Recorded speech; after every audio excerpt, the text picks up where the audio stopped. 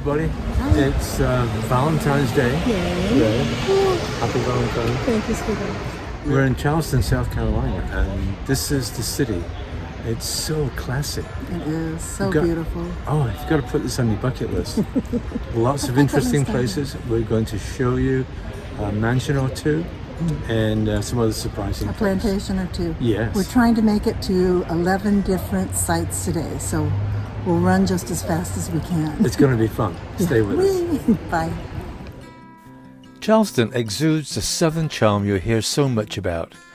Many of these horse-drawn carriages show people the city's treasure.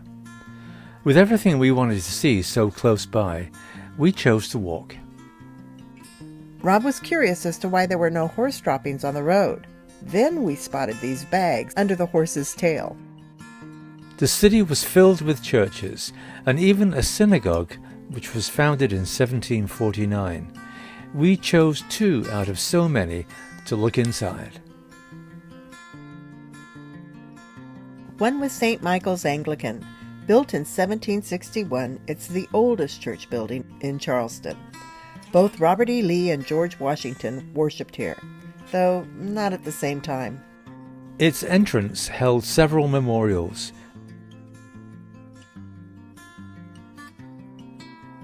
This was my favorite. Where the priest stood. Here's where George Washington sat.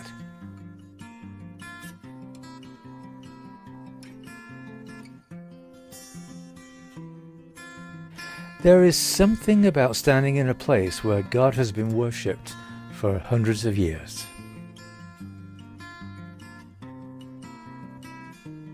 Beautiful music stand.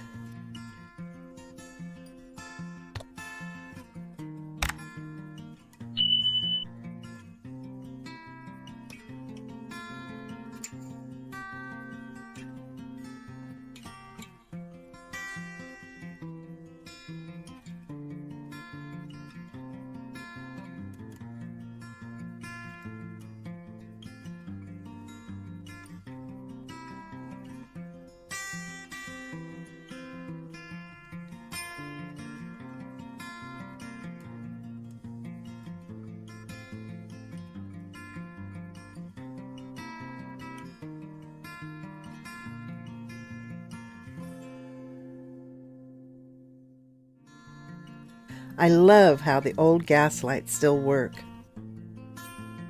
These signs were all over town and explain the history of the city. Look how this balcony extends out over the sidewalk.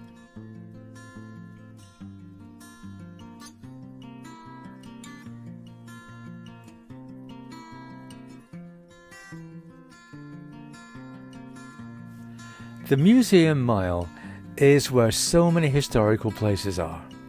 First, we saw the Nathaniel Russell House, and it was built in 1808.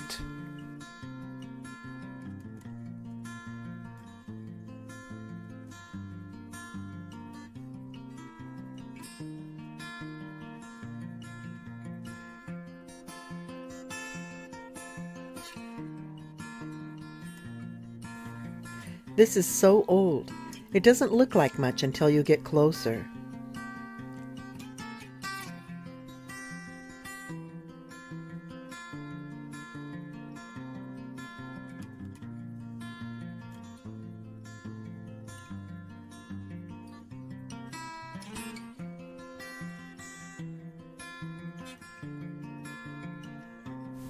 What a stunning stairway.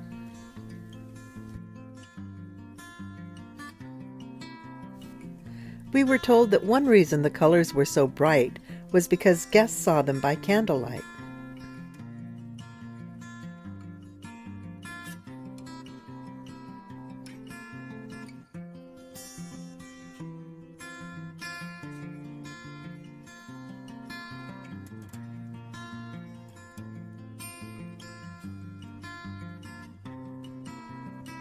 This was 24 karat gold on their walls.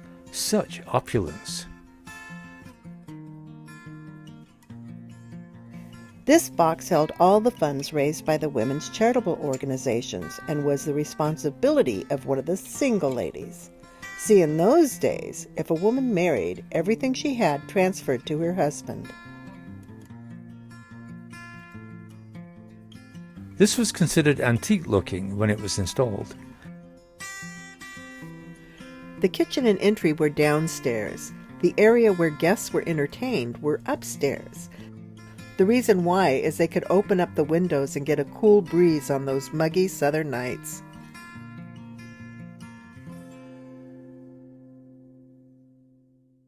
The bottom of the door casing was made specifically for this house, as was the carpet.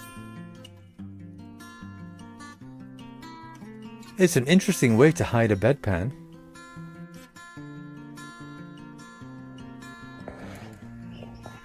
This was the first cloth to be produced in the United States after the Revolution.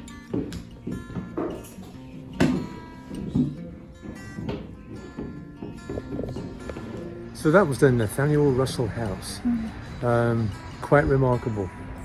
We're now going to the rest of our stops. We have 6 left to go, and we're in a hurry. The neighborhood between the two houses was beautiful.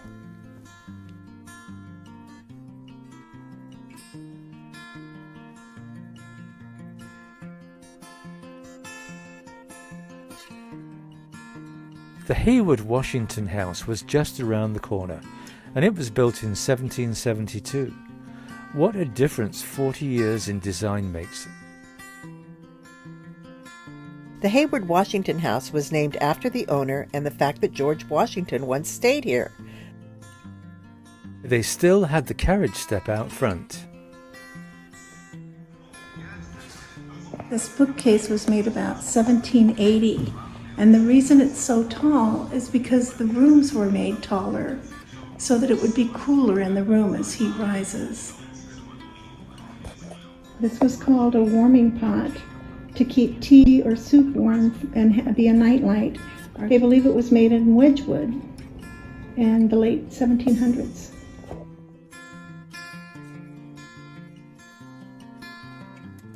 The food looks really ghastly.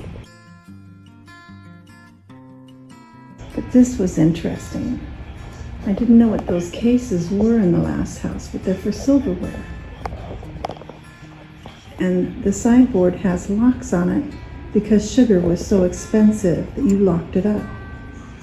This cabinet broke apart in 3 different pieces to make it easier to move when he was going between the plantation and the townhouse here in town, and probably contained files. That's why it has the handles on the side. The windows to open to let breeze in. The hardest thing about living in Charleston was the heat of the summer. So these chairs and table were made before the American Revolution. George Washington actually stayed here when he was visiting the southern states, and he would have had tea in this room.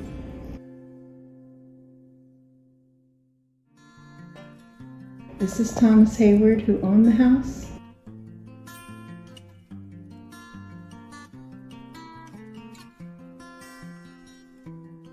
This is not as elegant as the other house, but it's much older. I love this mirror.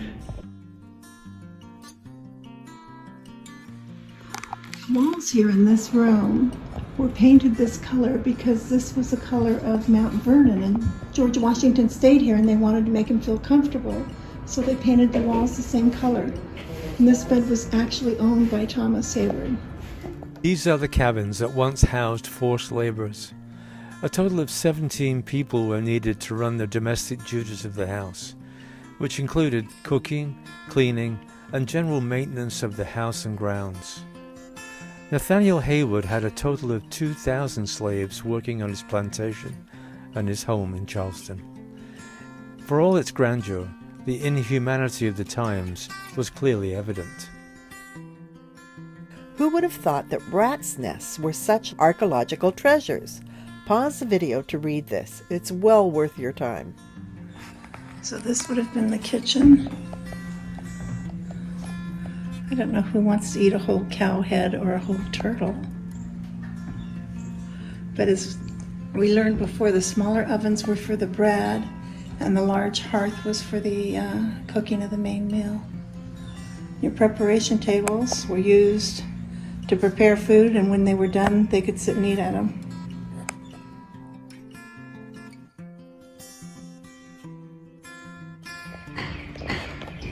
So this is the part of the house that faces the street. But if you go to the gates, you have this wonderful little drive and garden sitting area, and the front door to the house with the gas lights. Stunning.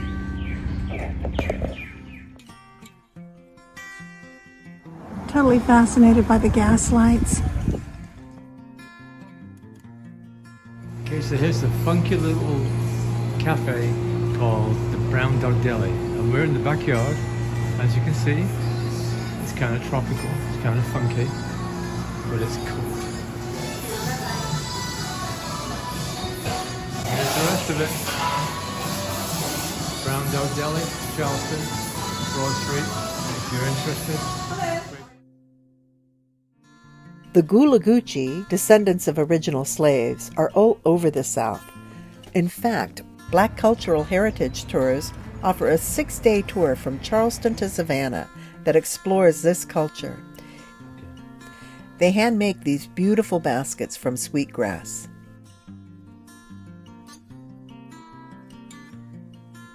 Rob was fascinated by this place.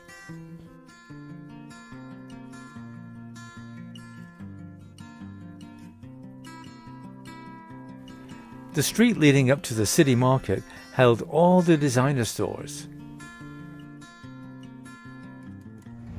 So this is a famous city market. This is the old market building and the entrance to the city market. We were expecting more fresh produce and meats. That was a historical city market. Today's city market was more for arts and crafts. Some stunning sweetgrass baskets. Again. My favorite building.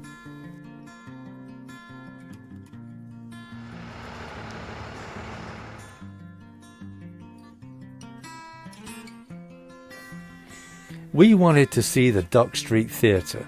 It's arguably one of the oldest theatres in the country. Unfortunately, it was closed when we came today. The dark history of Charleston is always present, but the old slave mart brings it into stark reality. We weren't able to take pictures inside, but it's definitely worth your time. So this beautiful building, it's actually pink, is the French Huguenot Church here in Charleston. Quite remarkable. So another great church is this one here. It's just minutes from the French Huguenot Church. It's not just a church, it's called St. Philip's. It's an Anglican church. And listen to those. And look at that building. So this is St. Philip's Anglican Church, and it's the cemetery. And just look how old this is. This dates back to, again, the 1750s. Just amazing. But yeah, everything does here in Charleston. And it's so well preserved. It's just an amazing city. Gotta come here. We were so fascinated with the city that after we were done walking around, we jumped in our car just to drive around and explore it again.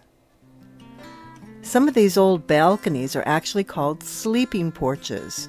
It was so hot that they built porches off of the bedroom in case you needed to go out there and sleep in comfort.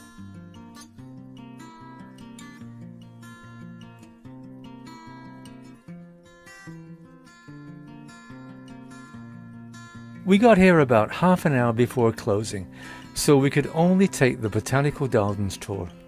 Unfortunately, it was our last day in the area, so we missed seeing the plantation.